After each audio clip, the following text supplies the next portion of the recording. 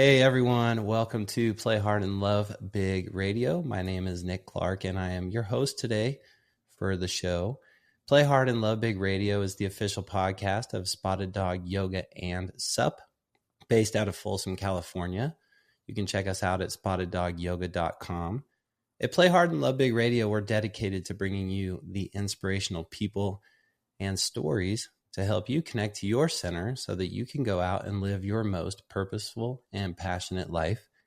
And we're so lucky to have one of my good friends with us today, Karen Torrone, founder, owner of Boro Power Yoga in New York. How's it going there, Karen? Good. I'm in Staten Island. So it is one of the 5 boroughs of New York City, but an outer borough. So not the city. For sure. We got Karen here from Staten Island, man. Oh my goodness. What is it like living on that island? Well, it's changed over time for sure. My parents were both born here. And my dad's still alive and still talks about what Staten Island was like before they built the bridge, which is the bridge from Brooklyn to Staten Island, and how Staten Island's changed. Although there is a feeling of like hometownness, I say, even with all the shifts. I still hang out with people I went to high school with, and I have one of my good friends from kindergarten. So yeah, so it's a really sweet place, and I would love for you, your family, to come and see me one day and just check it out. I would love to do that. What just out of curiosity, what kind of things does your dad say has changed since they built the bridge? Well, I mean, what hasn't changed? Probably population for sure. Yeah. Building, right? Like there was a lot of he would say that, there's no lights, traffic lights from like this street all the way to the end, and now there's like one every block. And all the building and So mainly the people and all the things that come with people, right? Seems like I think Staten Island was originally like used, especially like the shoreline where the beaches are, for like people from Manhattan to come over like as their summer retreat. So there's all like these little beach bungalows. A lot of them got destroyed in Hurricane Sandy, but there's still some that are still there, and these little beach communities that people would just come and spend their summers here and then go back to live in the city. Pretty interesting. Wow. Yeah, pretty interesting. What was it like for you growing up on the island? Funny enough, my grandparents had a house down the Jersey Shore in Seaside Heights, New Jersey. So I didn't really grow up in Staten Island in the summer. They took us to the Jersey Shore. So, yeah, when we were here, my other grandparents had membership at like a pool club. So like say when we weren't down the shore, we were at the pool club.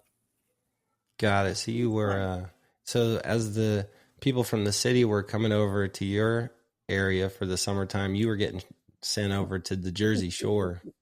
How funny. It's like everybody kind of shuffling around for a little bit different experience. That's neat. Yeah. And so, well, for those of you that don't know Karen, Karen and I, both of us, met through the Baptiste yoga community, and we've been students together in Baptiste programs. We've worked together in Baptiste programs for years, and just in the last few years, we reconnected and started working together in the Baptiste community and the power team. We're a power team. And one of the things I love about you, Karen, is just who you are as a person, as a leader. You really take a stand for people, and always. I mean, you've got everyone's back. Anytime I'm around you, I feel like you've got my back, and I just first and foremost want to say thank you for that. And you've just done an amazing job building Boro Power Yoga. How many years old is Boro Power Yoga? 13. We just turned 13 in May. Wow, 13 years. And to get to 13 years and owning a business and running a community is like no small feat, that's for sure. So we're going to touch on that a little bit. But first, I want to talk to you about why does that you got into yoga? How did it end up happening for you? And what have you gotten from the practice of yoga that has improved and expanded your life? Yeah, my mom was murdered in 1998, and I was really, I wasn't practicing yoga at all. I was really like, I had an expediting company. I worked in the city. I was a bartender. Um, and after my mom got killed, it was like really a challenging time. I was 30 years old. Um, it was unexpected, obviously. My grandparents, my mom's parents, were still alive, and there was like a lot of anger, a lot of hurt, a lot of dealing with things, and so that happened in '98. So 2005, so about 7 years later, both of my younger sisters were practicing yoga, and one sister had been practicing with Baron Baptiste, and he was coming to New York. So she says, "Oh, Baron's coming to New York." Um, she was married with kids, and her husband said, "Why don't you go with your sister to this yoga guy that you like in the city?" And she's like, "Oh, you want to go? You want to go take this yoga class this weekend with this guy that I've been practicing with?" And I was like, "Sure."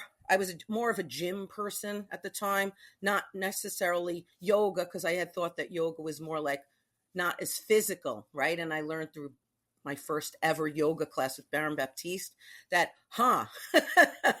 there's a workout here, there's physicalness.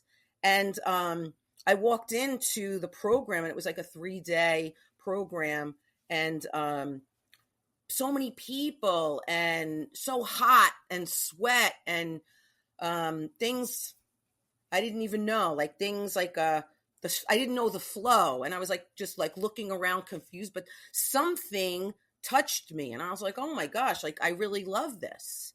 And after the weekend, I came back home, and I was like, "Well, where can I find this yoga?" And there wasn't any. So I started practicing then, and traveling around, like where I would be on the Baptiste website, traveling around, where is Baron Baptiste, or where is there a Baptiste program? And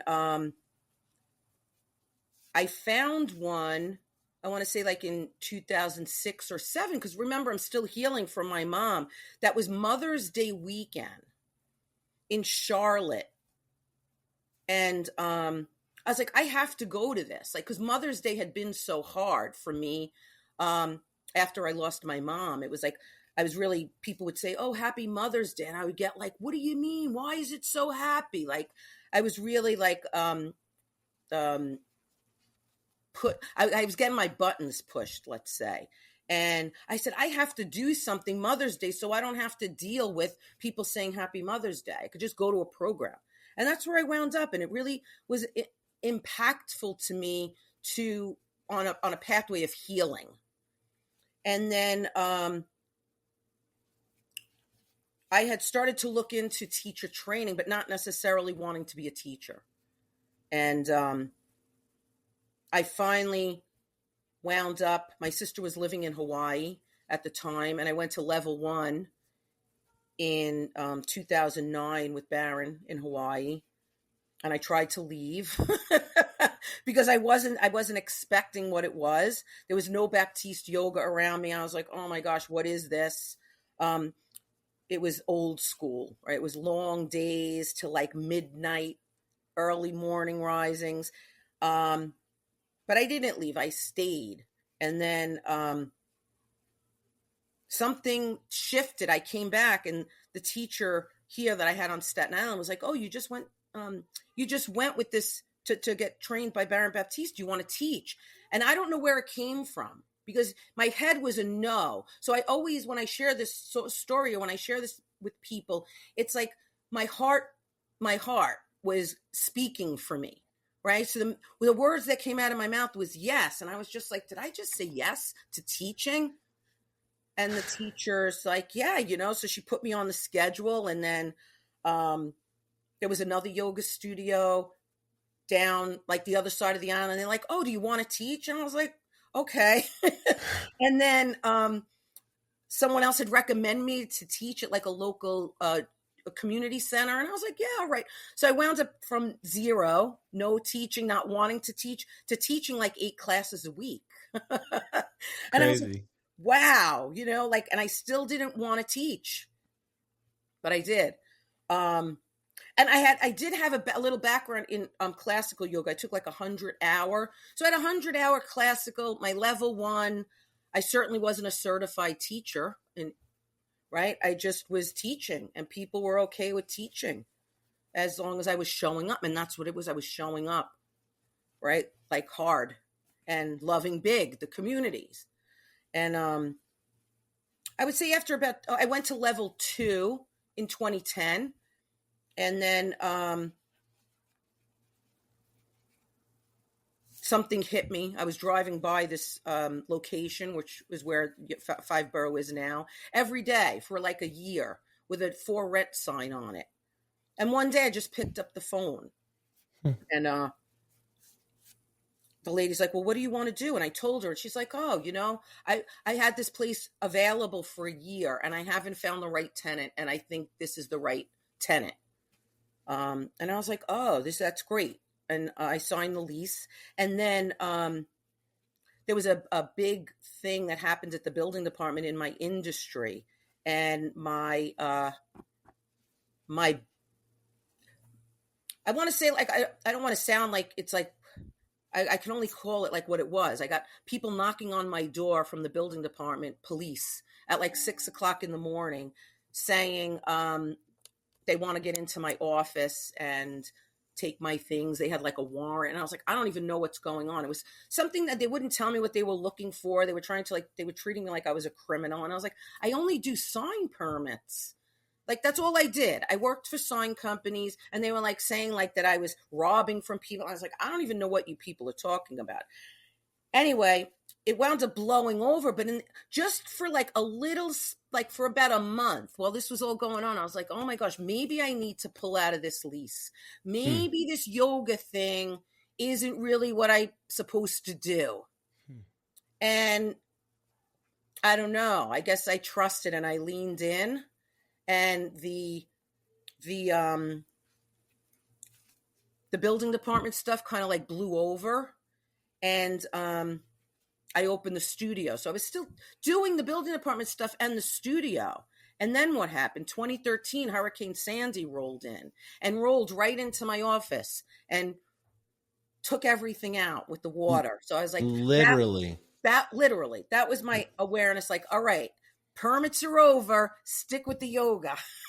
And now since 2013, that's what I did. I stopped with the permits. I stuck with the yoga. And community was born at Five Borough, Hurricane Sandy. A friend and I started a not-for-profit called Gaian Rescue, which helped people clear out their homes, build back their homes. We had a food pantry. We were collecting donations from all over the country. At my dad's VFW, like that was our home base.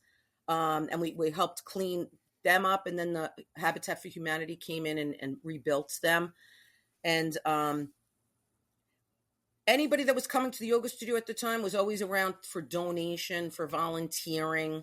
So it became a community effort, and it was really powerful to see the willingness of the community to be there for others, like that had lost their homes, had lost all their belongings, and show up with like bags of food or bags of clothes or just a kind word, or to practice next to someone and have some kindness and let the person know, hey, I've been thinking about you, or donating gift cards. It was really like a beautiful display of humanity. And that's really where I always like had the yoga studio, to be. The day I opened, I did a soft opening because I had read in the paper that a family down near my dad had lost everything in a fire. And I said, you know what, I'm opening today to do donations for this family that lost everything in a fire. And a couple people showed up throughout the day. Like I had 2 classes, and we raised a couple of $100. And that's really where like community was started. And then Hurricane Sandy came, and then of course COVID, and then that was a whole nother thing. Yeah, I mean, it seems like there's always something. What this reminds me of, something that we were talking about the last time that we connected on the phone, was the importance of giving back, and without expecting a result or without expecting something back in return, just like giving for the sake of giving, right? Yeah. Sounds like that's the main principle that your community and your business has been built on. Yeah. And even to today, um, we have a one class a week that's free for the community. It's just we call it yoga for beginners. Everybody's welcome to come. There's no limit on how many classes that you can take. It's probably our most well attended class. It gives people a chance to try out the yoga, or they want to practice yoga and perhaps can't afford yoga. They know that they have one day a week at least to come to practice and be with other people. And then we also offer like one other time a month for um, yoga for anybody. So there's looking for like at people who feel like body shape or injury, or their body may not be cut out for yoga. So it's kind of the same as the yoga for beginners, but it just has a different listening point for people that are out there like that might be listening like, oh, yoga's not for me. And then they hear like yoga for anybody. I'm an anybody, right? So we do that once a month. Yeah, And I that's like that. best too. Interesting, like the psychological aspect of marketing, the marketing yoga or physical fitness, right? Like the being willing to shift our language so that we can speak to different ways in which other people think, you Mm-hmm.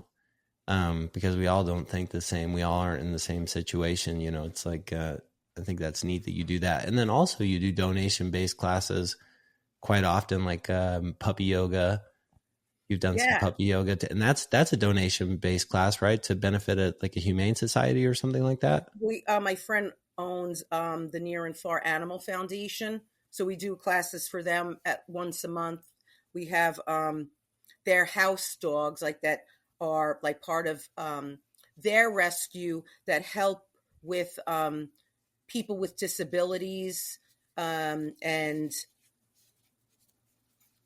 they come to the yoga studio. One of them is three legs. His name is Stuart. I call him Stuart the Wonder Dog, and he's always there. And he runs around with his three legs. And I'm always aware around like the resilience, like that Stuart doesn't know he has three legs. He loves being played with. He loves being cuddled.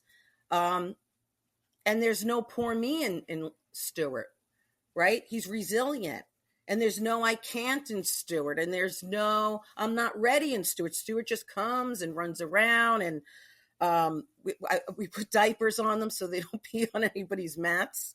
But they're little dogs and they're little diapers. We learned after the first time when people were like, Matt got um, um, affected by a dog.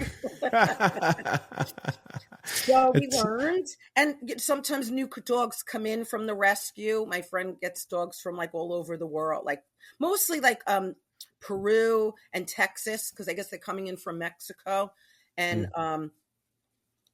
um, they get adopted, but sometimes they're able to come to the yoga too. So it's a lot of fun. Yeah, this month we're doing a Pride class to help support our local Pride Center, and that's available to the LGBTQ plus community, and everyone's welcome to that. Allies, supporters, a celebration, and yeah, depending on needs of the community, a local restaurant, one of their waiters, we used to do yoga with them last year, like, or the last couple of years outside at their restaurant, and one of their waiters had a fall and he became paralyzed from the neck down. Oh, Yeah, and like right, just two daughters and can't work anymore, and prayers that he may be able to get some movement back. So we did a donation class for him, and it was well received by the community. Because it's a local restaurant, local waiter, and right, like one day life is one way and the next day it's not. Another person in the community's husband was burned really severely, and in a fire. We did a donation class for the family. So it's like really like being in the listening, I think, Nick, and all of you out there listening, like listening for how we can best serve, how we could be best utilized with the time we have on this planet, especially now with things being as crazy as they are politically. It's like really holding the line as leaders in the community of love and acceptance for everyone, right? And not really having so much of an opinion, right? Like and I'm seeing that these businesses out there lately being in an opinion about something rather than holding the line. It doesn't matter what my opinion is. My concern as a business owner is to bring everybody together so that if you're for one thing or another thing, two different people practicing next to each other, we don't have to talk about it and we don't have to know about it. We can just be human beings, right? Humans being yoga, right? Mm-hmm. Yeah, no, totally agree with you. I mean, if you look at any of the stuff that we do with social media or any of the stuff that we put out through our newsletters or marketing or any time that we've ever been in the studio, and our teachers, when they're in the studio, it's a non-politics zone. We're very clear about that in the sense that like when people walk in the front door, no matter what it is that they believe is okay, who they are and where they are in their life is okay. And we take pride in it, and at Spotted Dog Yoga, and I know at Boro you take pride in just treating people like people, and letting the yoga do the work, like just like it did for you, right? I mean, you said you went to that first class and just something moved you. And I mean, can you pinpoint what it is that moved you, or what would you say that it was that moved you, and why did you want to come back? I would have to say it was the way that Baron was leading the class, or whatever the languaging he was using at the time, whether it was like the 3 themes of Baptiste yoga. Like, I don't really know, because I didn't know the methodology then, like I know it now. But he really, in that first class, and then any classes I've went to moving forward, really had me focused on presence and putting my attention on something and taking my attention off something else. Say, like, not that it wasn't not that it was wrong or bad to be sad around my mom, or a yoga pose. I shared that last night in my class, like how I used to say, I hate this pose. Like, out of my, like, I hate this pose. Half pigeon is what I'm talking about. I hate it. And some of you could maybe relate to this. And I would say, I hate it. I hate it. I hate it. I hate it for years, Nick. And that's what I'm generating on my mat, hating this pose. And it wasn't getting better, right? I was still showing up, but I was still hating it. And then level 1, someone gave me a block. And I was like, I don't hate it as much. And then I don't know if Baron said something around like, well, what if you put your attention on love instead of hate, kind of thing. And I tried it, and it was like, all right, I've been saying I hate this pose for so long. I'm going to just sit in my pose for these few minutes and say I love it. And I love it, and I love it, and I love it. And that was like the magic. Yeah, changing your words, your inner dialogue and your perception towards something. And like, I think that it does take someone else sometimes to say those things for us at the right time, for us to be able to hear them, to be able to implement them so that they can empower us to shift,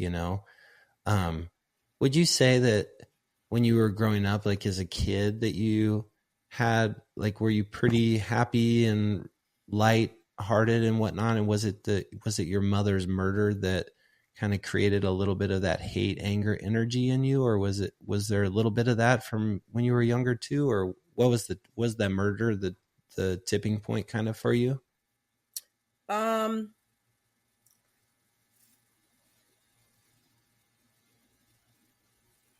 I don't really know. I mean, I would say that a lot of my childhood was happy go lucky. Um, and then my parents were started to go through a divorce, and that kind of shifted things, especially being like the old I'm the oldest in the family, so it always felt like it was like a burden, Mm. like I had to take care of my siblings, which wasn't even true, right? It wasn't even true, but I had it that way. So I feel like that and that stuff kind of got I confronted that stuff. I want to say like through like maybe 40 days or many 40 days or through trainings, that there are some parallels um, in life where like it just like I would say like something leads to something.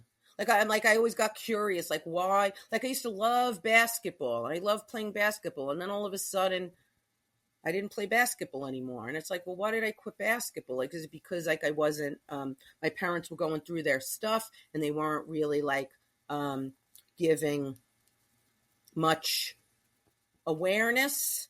I mean, I don't really know, but I held some anger and even hate, like I guess say around that with my parents. And the yoga practice, teaching yoga, really got me to a place where I had to forgive myself.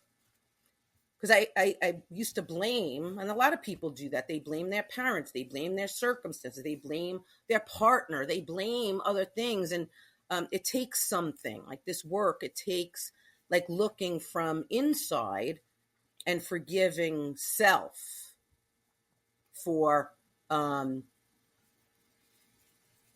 some of the stuff we put on other people. Mm.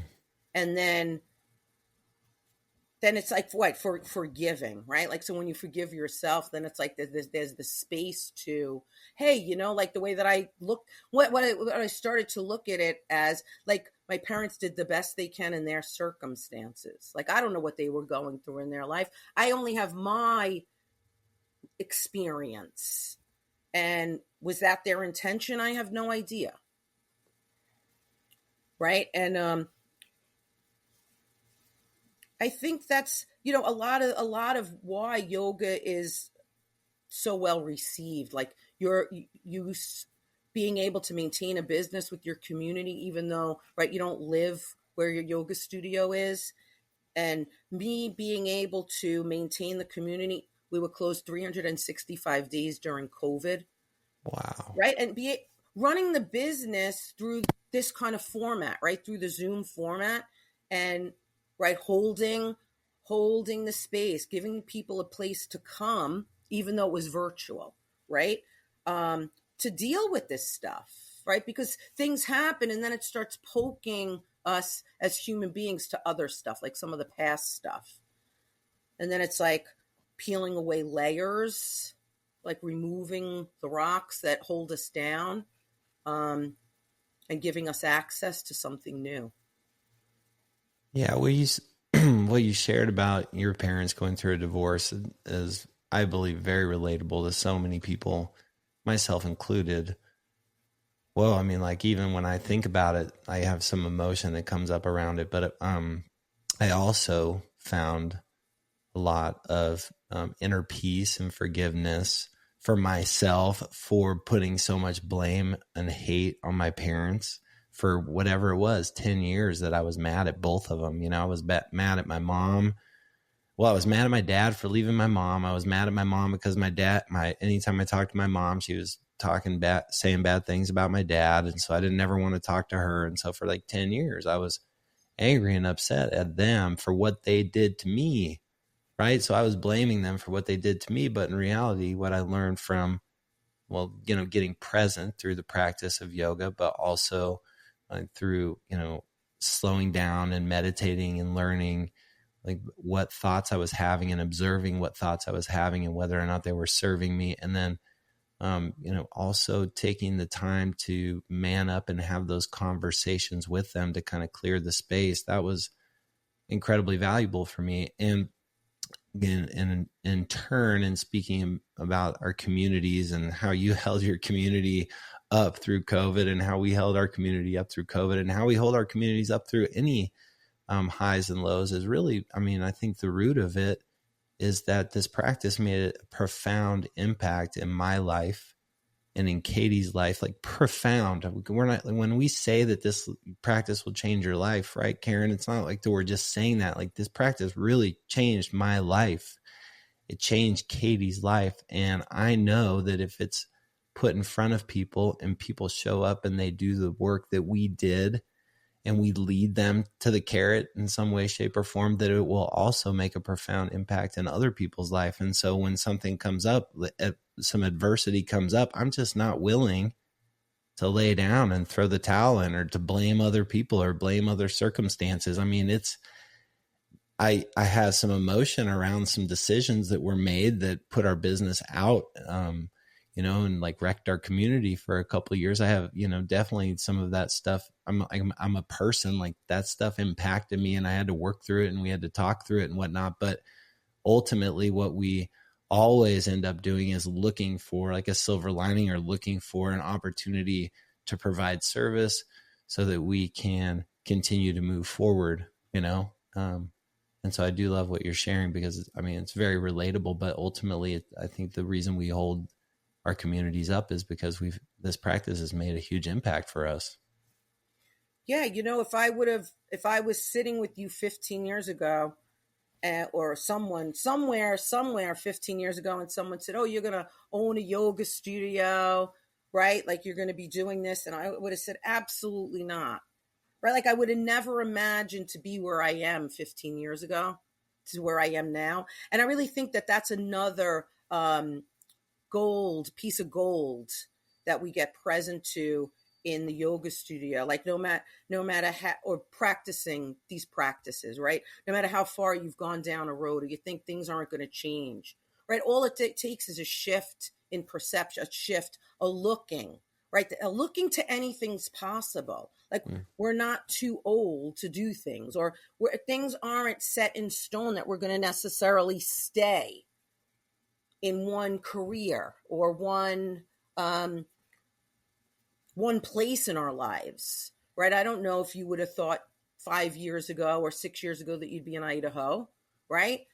Like, you don't necessarily know, but it takes, like, there's something around, like, the practice that gets us into, like, to lean in and trust, or more listening to what, like, you spoke about meditation, just like to sit and be, and to kind of like hear the things that like bubble up from, say, like the heart, more than like the noise that the head sometimes causes.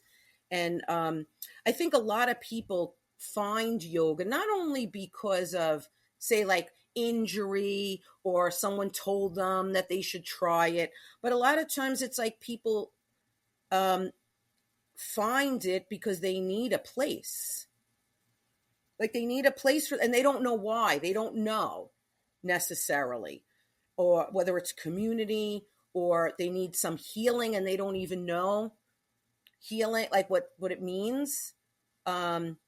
And that was like such an important thing, that when I opened the studio, like, I remember like all those times, like I was sharing about Mother's Day, like, I had nowhere to go on Mother's Day, especially after my grandmothers died, right? Like, I had nowhere to go. And it was just like, well, where am I going to go? And I would like look for yoga studios in Manhattan or Brooklyn, and go and practice in a whole new community with a whole nother style of yoga, just because they were open.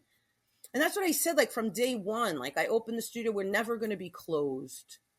Like, we're open every day. I mean, we had to close because we had no power during Hurricane Sandy for like 4 days, I want to say. And that was before we knew about like being able to do yoga on Zoom. How things have changed in 11 years, right? Right. And we were forced to close by the government for COVID, but we were closed for like snowstorms or bad weather. And now we just offer online. if we have to close. Yeah, I mean, you're just never closed. I We're never mean, closed. there's always a space for people to come. Whether it's one class a day or two classes a day, like on those holidays, like Mother's Day, I had two classes. Father's Day, I'll have a couple classes. Because there's certain times of the year, Christmas, New Year's, there's certain times of the year where people just maybe like the holiday is tough for them. And it's just like a place for them to go, like, which always surprises me why businesses close. And I don't know if that's generosity or if it's there, like it's like a selfishness. I was open Memorial Day, and this is interesting. I opened a 7 a.m. class, 45-minute power, a 9 a.m. class, like a slow flow, an 11:45, 45-minute flow, and then I offered a 5:15. And every class had like 20 something people in it. And it was because we were open. Yeah. And it's like, I looked at these, like I'm online and I'm seeing like these gyms. Sorry, we're closed for Memorial Day. Sorry, we don't have classes today, or we only have one class, or take the day off. And it's like, but I don't know if people realize like people need an outlet. Mm-hmm. Like you own a boxing gym, they have that outlet that they go and box. People have a yoga studio, that's an outlet for people. You have your stand-up paddleboard, it's an outlet for people. And I don't know where it comes from. Like it's so funny because last night I went out to pick up some food and I ran into some people, and the guy had like a power washing business, and my friend's like, your awnings need to be power washed. I said, you're right. But the guy who usually does my power washing, he just passed away, unfortunately. And he says, well, that guy over there does power washing. I said, great. So he said, I'm going to walk by your yoga studio and I'll give you an estimate. Great. He said, like, but when do you have classes? And I said, just come on Tuesday nights. It's free. He says, what do you mean? What's the catch? And I was like, there is no catch. Every Tuesday, 6:00, we have a free class for everybody. You get to try it. You can send people that might need it. But there's a place for you. And they're like, there's something wrong. Why are you giving stuff away? And that's the way I think society or businesses are starting to look from now. Like, I'm going to get taken advantage. Like a business owner. And let's just talk about yoga because that's the business that we're in. I'm a part of some of these yoga studio owner pages on Facebook and stuff. And it's like, never give anything away for free. Never. And I'm like, well, where are you getting this advice from? Like, because if someone came to me and said, I really want to do yoga and I can't afford it, my answer is, well, how much can you afford? Can you afford $10? Can you afford $5? Can you not afford anything? And they tell me what they can afford. And I say, okay, come for a month. For that amount, $20, $50, $30, whatever you have that you could afford to do yoga, come. And let's check in next month. And let's check in next month. And sometimes that's all people need, space to say, or like it does take a lot for someone to say, I can't really afford yoga and I want to. And right. Then who am I or you or who are we to say, well, our monthly is this. And if you can't afford that, you can't come. Like, I just think that's not what yoga, it's like, that's the total opposite of what it is. Mm-hmm. Right. And I always let people know that, like, sometimes we have to give something free to just bring humility in and humanness in. Yeah. And not worry about the bottom line because I believe it always comes. Yeah, you have a very strong faith and perspective around it. And I like that. I do too. I mean, I'm always willing to help someone. And sometimes, like I can't, like help can show up in a lot of different ways. In this instance, we're speaking to, if somebody can't necessarily afford the price of a membership, right? how we're willing to bend and shift to help them so that they can come in and experience the space, a space that could quite easily transform their life, you know.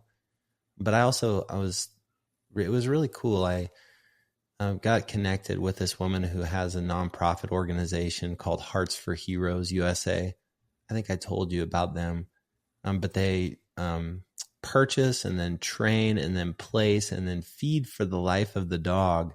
They feed them in for fire departments and police departments, right, as therapy dogs. It's amazing. And their whole focus is on bringing mental health and mental health awareness to our first responders. And, so first what we did is we just did it was a donation class, where it's free. People could donate if they want to and whatever. And, but I wanted to do more, and I just didn't have a lot of extra money to donate or to be a sponsor or anything like that. But I do have the ability and understanding of of technology like this, the camera, the microphone, interviewing, podcasting, social media, that kind of thing. And so I just offered to them, I said, what I could do if you want is I could help record some of your first responders talking about what this organization has done for their mental health and what it's doing for other people's mental health inside of your department, and how this organization is making a difference. And I could talk with some of your trainers, about like, how are they training these dogs differently?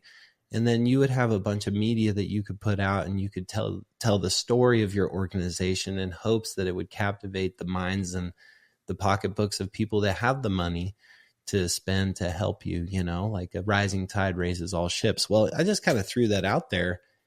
And the co-founder, she's so great. Like all of a sudden, 2 weeks later, she had firefighters, policemen, trainers coming in to talk at the studio. And I was recording them via internet at the studio. They had the studio background, and they were just telling their story. And then she used that in their gala that they have, and she puts up posts on social media and whatnot.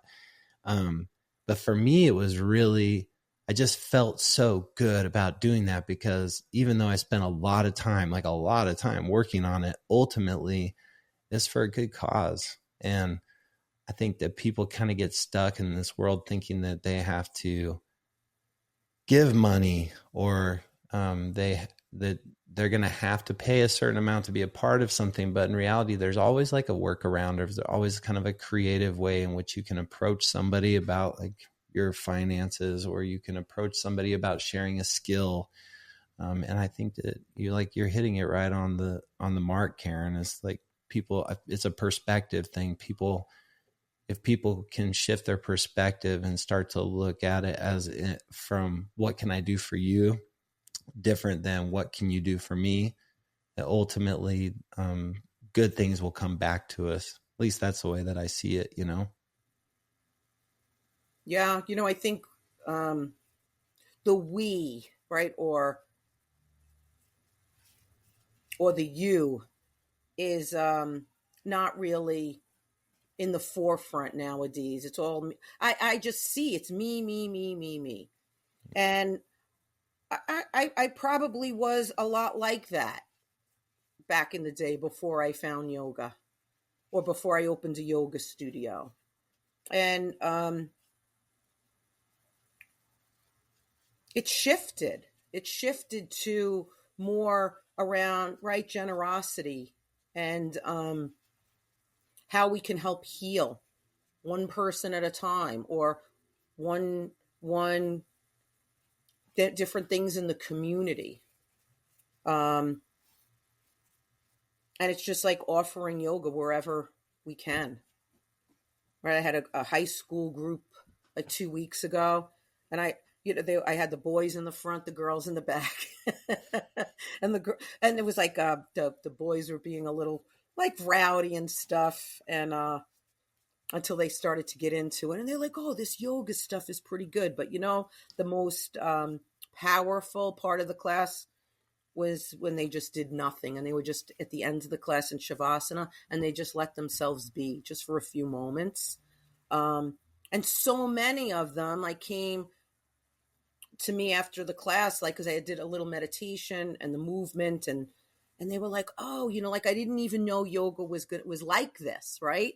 And it's like we just touch people one at a time. And maybe one of those kids one day will utilize the tools that I taught them from breath, and they'll do better on a test.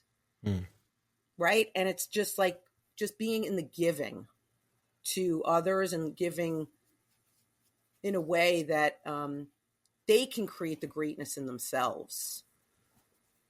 Yeah. And also from you as a leader, having no expectations, right? And that is such a big part of giving, right? Like in that situation, at least what I'm hearing is like, you may have said, you did, I know, in your teaching, said a lot of things, gave a lot of tools, this and that. And it may be that just one single thing hits one person.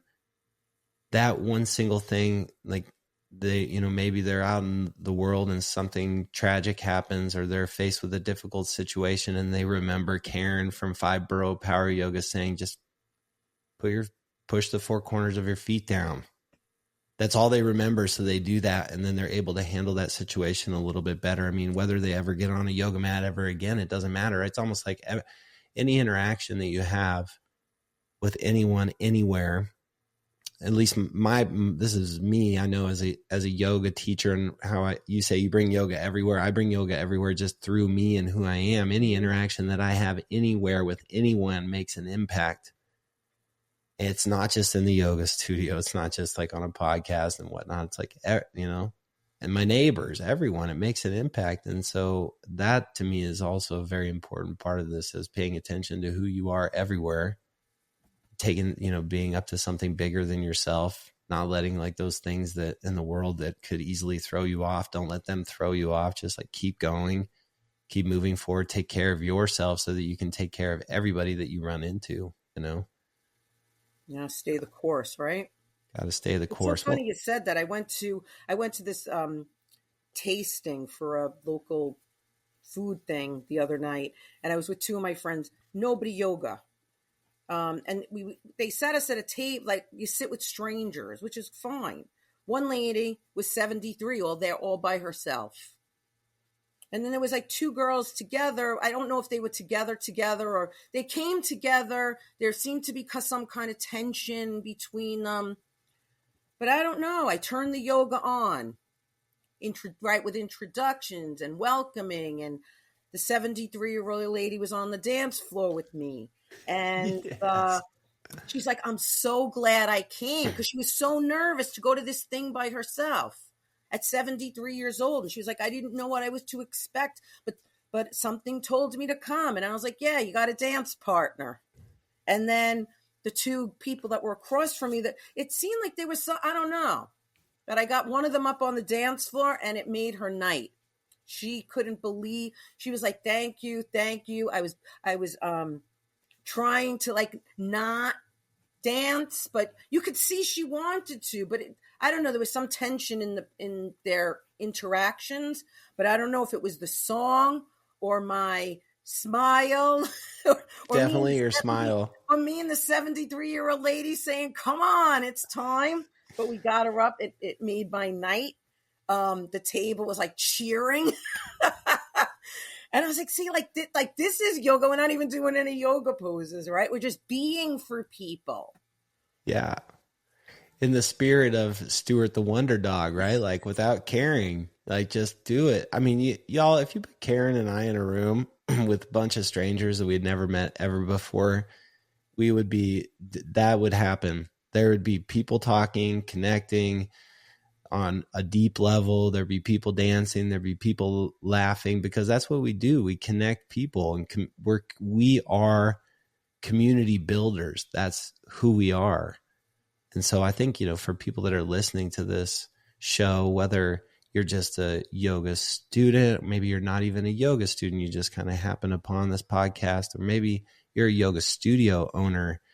What I'm really taking from this is the importance of just having faith and trusting, right, Karen, that everything's going to be all right. And that if you give, everything will come back to you. Give, you receive. And take your yoga with you everywhere. Don't just do it in the yoga studio And then when your class is done, shut the door and turn into the Grinch, like, I don't know, but like, I think that happens for some people. I think people, they do the business, they do it in the yoga studio, and then they leave, and all the work that they're talking about and sharing, they're not bringing it out into the world. You got to bring it everywhere, right? It's like you create a magnet. You're like a magnet for people. And that energy it just attracts great people, I think. That's why I feel like so fortunate that I have so many great friends like you, Karen, but I know it's because we're vibrating at a similar frequency, Yeah, and I think that's what it is. I don't know if people have just like this business mind, or they're trying to impress people or something. Like, I don't know what it is. Like, I know what I know, and it took many years of learning and practicing and listening. But I walked in to teach a class the other day, and I didn't necessarily have a thought what I was going to generate the class around. But all of a sudden, Three Little Birds was on the radio. And I just put people on their back, and I just let them know everything's going to be all right. And I said, this is bigger than me, right? This message that's coming into this yoga room today is bigger than me. Because for whatever reason, that song was playing that started to play as I walked into the room, was my choice. Like, to say, shut it off and teach what I want, or what I think people want, or lean into this message that I'm getting from somewhere. Maybe there was people in that room just needed to hear everything's going to be all right. And that's what the class was, a reminder that everything is going to be all right. And it came really from a deeper listening. You mentioned that earlier. You said, I think really what it comes down to is listening. And one of the assistants in the room is like one of the people that are in the teacher development. And she's like, I could have never been able to do that. And I was like, but yes, you just have to listen. You got to get out of here. And this is for those new teachers out there that might be listening to this. You got to get out of here, your head, with the planning. You know what you're going to, like, the sequence. You know it. You got to get out of your head into your heart and into listening. Right now in the world, the vibration is off. There's a lot of anger. There's a lot of disruption. And there's something bigger. And I don't know whether it's speaking through the speaker or some higher power. You walk into a yoga room and the song is on that really speaks to your students. Just trust it. Trust that like, there's nothing, like, I think the newer teachers just try to, and it's not bad or wrong, because I'm sure I'm guilty of it, try to like impress or prove that they know. But I think what comes is the reminder that you're here as at the front of the room as a vessel for the people to get out of the practice what they came for, and you'll never know what it is. And if you just trust whatever comes out of your mouth and whatever you speak to, it might land on one person, it might land on the whole room, it might not land on anybody. But whatever comes out, it's going to be perfect. It's always perfect. Yeah. And it may not land on someone right away. It may land on someone 5 years later, 5 hours later, who knows, right? It's just trusting and having faith. You know what's interesting? What just came up for me, this is something that I do, and I believe it bridges the gap between a yoga mat or as a yoga teacher and a leader in life, is that I get caught up in my head trying to create what it is that I'm going to do next.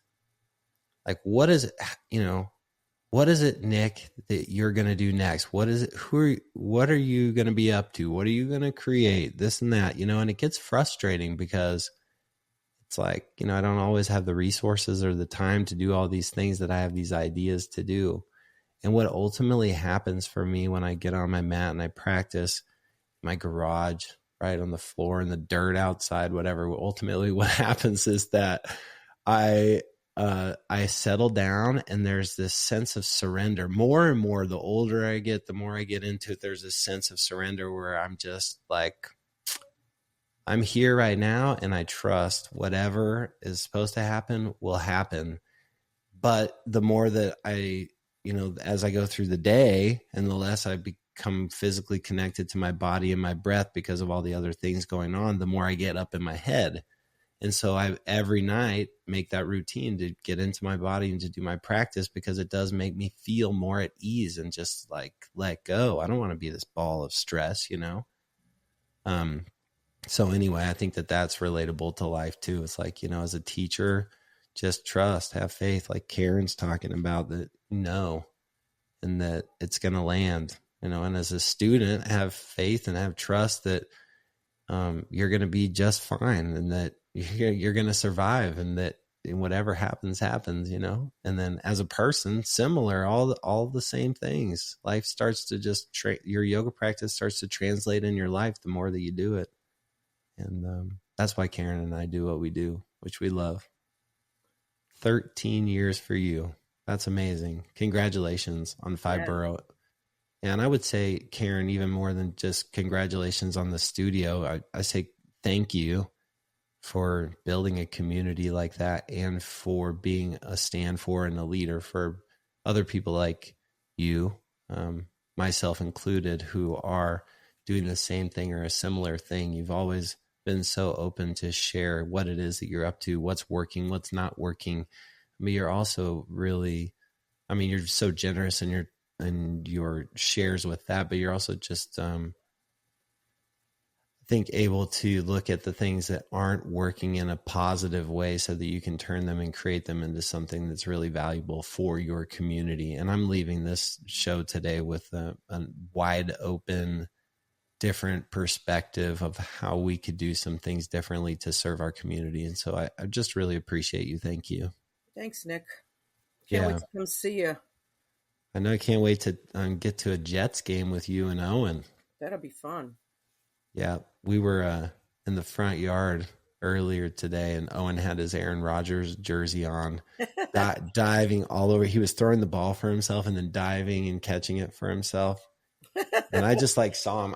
I went out there, and then I saw him out there doing it later. And then he comes in and he's like, Nick, guess what? And I said, what? He's like, the Jets won. Like, awesome. And he's like, who's going to win the Super Bowl this year? And I was like, who? And he's like, the Jets. And I'm like, yeah, I figured you're probably going to say that. And I sure hope so. That would be fun. It would be fun if Aaron Rodgers plays more than 30 seconds this year. 5 snaps or whatever. What a bummer, Mm-hmm. Karen, before we wrap up the episode, do you want to have some final words or anything that you'd like to share to finish up?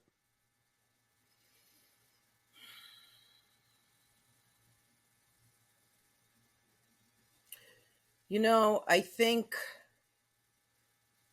what's coming for this year, or for these next couple of months